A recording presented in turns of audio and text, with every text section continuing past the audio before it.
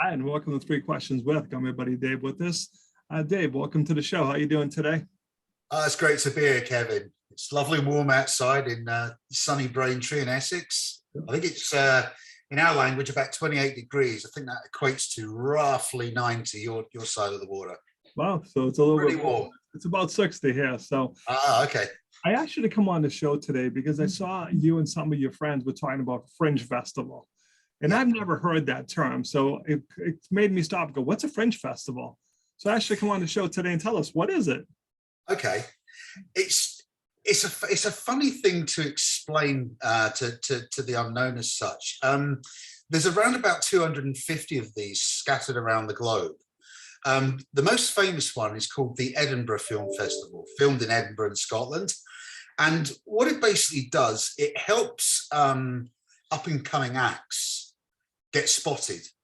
And these up-and-coming acts can be a juggler, it can be a magician, they can be musicians, a band, but very big into this are comedians. So we get a lot of young unknown comedians that are coming through the ranks, that have done the tour, that go there and they've got big exposure. And several parts of the world have captured onto this now and have started to basically run with it. So in a rambling three sentence, that's what a Fringe Festival basically is. So is there one local to you? The most local one to me is one that we're going to be working on in Chelmsford in Essex. I live about a 10-minute drive away from there, 12 miles up the road. And Chelmsford is famous for being the home of radio. There was a big Marconi's factory. Marconi, the pioneer of radio, had a factory based there. Sadly, it's a retail park now, so it's no longer with us. But that's one of Chelmsford's claims. It's also was nominated a city 10 years ago, so it's in its 10th year of being a city in the UK. It's got a population of around about 200,000, so not a great big place, but it's right in the centre of the county that I live in, Essex. So how does talent apply to be part of Fringe Festival?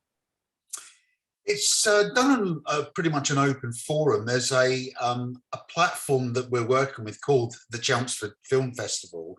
They've got an official website. They basically onboard all the locations, because if you can picture this, we've got a term in the UK called the High Street. You'll have it as Main Street or the very, very centre of whichever city you are, whether you're in Boston, Dallas or New York or what have you.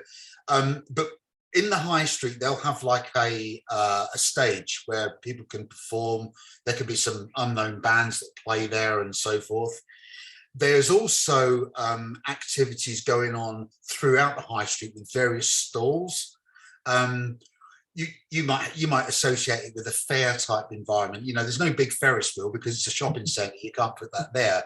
But there's several destinations that are open that will have places to go and eat. There'll be bars where there'll be some entertainment there, and purpose-built entertainment venues, which of course you've got everywhere in the States. So that's kind of how the dynamics look.